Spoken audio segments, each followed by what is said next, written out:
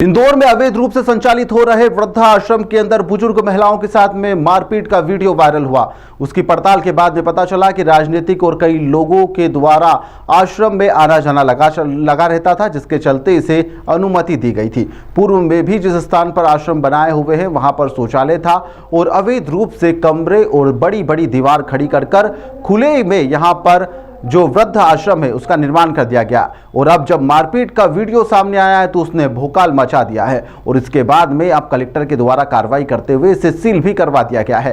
जिस वीडियो के अंदर आप एक नाबालिग बच्चे को देख रहे होंगे जो वृद्ध आश्रम में रह रहे महिलाओं के साथ में मारपीट कर रहा है। महाराणा प्रताप वेलफेयर सोसाइटी के नाम से इस आश्रम का नाम रखा गया था, जहां पर 31 बुजुर्ग लोग रह रहे थे। डंडे से जिन्हें एक नाबालिग बच्चा मारते हुए भी नजर आ रहा है। सोशल मीडिया पर वीडियो वायरल हुआ, प्रशासन हरकत में आया। पूरे मामले में ताबड़तोड़ अन्य विभागों को इसकी सूचना दी गई और इस मामले में कार्रवाई करते हुए अब इसे सील कर दिया गया है। यहां पर अभी 31 बुजुर्ग रहते थे जिन्हें अब अन्य आश्रमों में शिफ्ट भी किया जा रहा है। संचालिका का कहना है कि पूर्व में MIC के सदस्य और उन राजनीतिक संरक्षण के चलते यहां पर दानदाताओं के कारण आश्रम संचालित हो रहा था। यहां पर पुलिस विभाग से लेकर अन्य विभाग के लोग बुजुर्गों को छोड़कर चले जाते थे और जो रोड पर घूमते थे उनका भी खाना पीना व रहने की व्यवस्था हमारे द्वारा की जा रही थी। जिस नाबालिग बच्चे के द्वारा डंडे से मारा जा रहा है वह भी इसी तरीके से इस आश्रम में आया था। अब आश्रम को लेकर पूरी तरीके से प्रशासन जांच पड़ताल भी कर रहा है। बताया जा रहा है कि जो युवक नाबालिग है जो मारपीट इसमें करता हुआ नजर आ रहा है उसकी मां यहां पर बीमार थी। दोनों माँ बेटों को यहां पर लाया गया था और इसके बाद में जब मां की मौत हो गई तो बच्चा यहीं पर रह गया और उसके बाद अब वह यहां पर हिंसक भी हो गया। मानसिक स्थिति उसकी ठीक नहीं बताई जा रही है। फिलहाल बच्चे की भी काउंसलिंग की जा रही है। इस मामले में लगातार जांच पड़ताल हो रही है। जब पता चला कि ना वो बच्चे ने दादी को मारा डंडे से, तो मैंने पूछा तूने क्यों मारा उनको दादी को ऐसे, तो बोले कि ना बोले इन्होंने मेरे को टब से सर पे मार दिया था इसलिए मैंने मार दिया। फिर मैं इसको थाने लेके गई रात को। थाने में ना मैंने बोला सर ये चीज है, वो वीडियो वायरल हो तो मेरे वीडियो में को ये संज्ञान में था कि वीडियो भी है कुछ भी है करके। जो संज्ञान में आया वो गलती है बच्चे की। मैं 100% गलती है क्योंकि आज मेरे को कोई टच करेगा तो मेरे को बहुत दुख होगा और मैं आज इनको रख रही हूँ, खिला रही हूँ, सब कुछ कर रही हूँ, तो आज इनको कुछ होगा तो मेरे को बहुत तकलीफ होगी। किस आधार पर आप इसको संचालित कर रहे थे, जो आश्रम संचालित हो रहा ये जन सहयोग से हो रहा था। हाँ, रजिस्ट्रेशन है सामाजिक न्याय विभाग में हमने अप्लाई करा तो उनका कहना था कि 3 साल जब 3 साल का ऑडिट हो जाता है उसके बाद में सामाजिक न्याय विभाग में होता है। कैलाश जी और इनका भी फोटो दिख रहा है। देखो हम विधानसभा में तो हम लगाते हैं, हम उनका बीजेपी से मैं कार्य भी करती हूँ, मैं छोटी सी कार्य करता हूँ तो हमने लगाया है। वो लोग भी आते हैं यहाँ आश्रम पे कभी? नहीं, ऐसा कभी आना नहीं होता। ऐसा कभी कोई कार्यक्रम वगैरह हो तो आ जाते हैं, वैसे कुछ आते नहीं। अप्लाई किया हुआ है सामाजिक न्याय विभाग में और आपको अभी तक नहीं मना, अप्लाई के लिए मना करते, बोले 3 साल बाद ही होगा आपका, 3 साल बाद जब ऑडिट होगा ना तभी होगा। ये जो लोग यहाँ पर आप लेके आए हैं ये लोग कहाँ से आए? ये सहारा वार्ड से है और कुछ से ना 2-3 तो कलेक्टर साहब के यहाँ से भी भेजे गए। दूसरा नहीं, ये यहाँ के जो पार्षद थे ना यहाँ पर तो उस टाइम स्थापित उन्होंने करवाया था। यहाँ पर वो तबियत खराब हो गई थी तो मैं ही संचालित करती हूँ। पुलिस वाले भी रात में महिलाओं को यहीं छोड़ के जाते थे। हाँ, 2-2 बजे आते, 2:30 बजे छोड़ के जाते थानों से। अपने सदर बाजार थाना हुआ, अपने भागीरथपुरा वाला थाना हुआ, ऐसे कई थानों छोड़ जाते। संतोष गोरजी का यहाँ पर संचालन करने आते थे या क्या था? उनकी तबियत खराब हो गई जब से नहीं आते।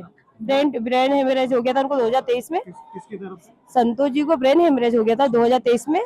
जब से वो नहीं आते, आप आते क्यों चल नहीं पाते हो, तब से मैं ही संचालित। कितने लोग यहाँ पर रह रहे थे? यहाँ पर 35 से 38 लोग थे। और ये जो बालक मारपीट करता हुआ दिखाई दे रहा है, ये इसकी मम्मी के साथ ही आया था भाई साहब। ये भी सहारा वार्ड से लाया गया था। अभी साल भर होने वाले, 5 साल पहले इसकी 5 महीने पहले इसकी मम्मी शांत हो गई। वो तो बच्चा यहीं था।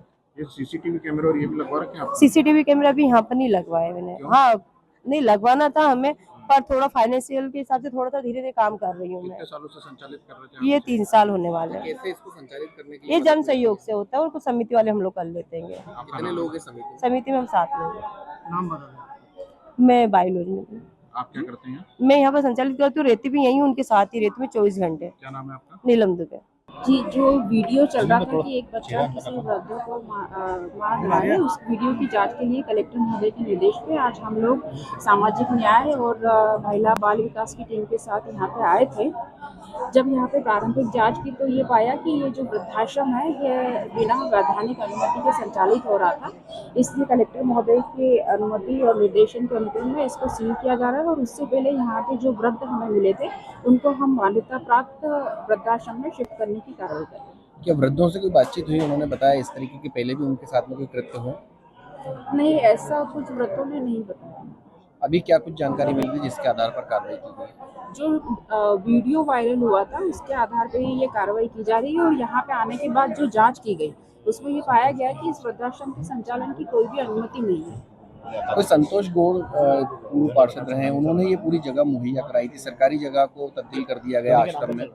जी, संचालिका ने प्रारंभिक पूछताछ के दौरान ये बताया है कि ये जो यहाँ पे जो भवन आपको दिख रहा है ये पहले सुलभ कॉम्प्लेक्स का कोई परिसर था और 3-4 साल पहले इसको सुलभ कॉम्प्लेक्स के रूप में से हटा के परिवर्तित करके तत्कालीन पार्षद जो MIC मेंबर भी थे उनके द्वारा ही उनको ये वृद्धाश्रम संचालन के लिए दी गई है। मतलब सुलभ कॉम्प्लेक्स को आश्रम में तब्दील कर दिया। जी, अभी किस तरीके की इस पे कार्रवाई और होने वाली है? अभी हम जो हमारे यहाँ पे वृद्धजन है उनको शिफ्ट करने के पश्चात यहाँ पे वृद्धाश्रम को सील करने की कार्रवाई कर रहे हैं।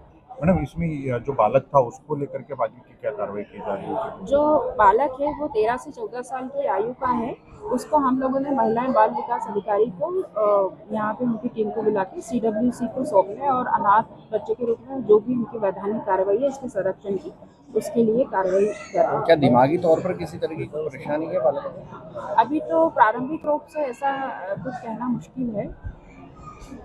सील कर दिया? सीलिंग की कार्रवाई चल रही है। अभी हम लोग जो वृद्ध हैं यहाँ पे उनकी शिफ्टिंग की कार्रवाई। लगभग कितने वृद्ध यहाँ पर रह रहे हैं? 31। आप लोग कहाँ शिफ्ट कर रहे हैं इनको? निधि वर्मा, SD मलारगंज। शिफ्टिंग कहाँ कर रहे हैं? इनको पितृ पर्वत पे जो निराश्रित वृद्धाश्रम है, गणेश उत्कर्ष सेवा समिति का जो वृद्धाश्रम है, आशा निलय जो राऊ में एक सामाजिक न्याय का संस्थान है और MYH जो जिनको चिकित्सा की आवश्यकता है उनको MYH भी है। ताज़ा खबरों के लिए सब्सक्राइब करें JSR टाइम्स और साथ ही नोटिफिकेशन पाने के लिए बेल आइकन को दबाएं।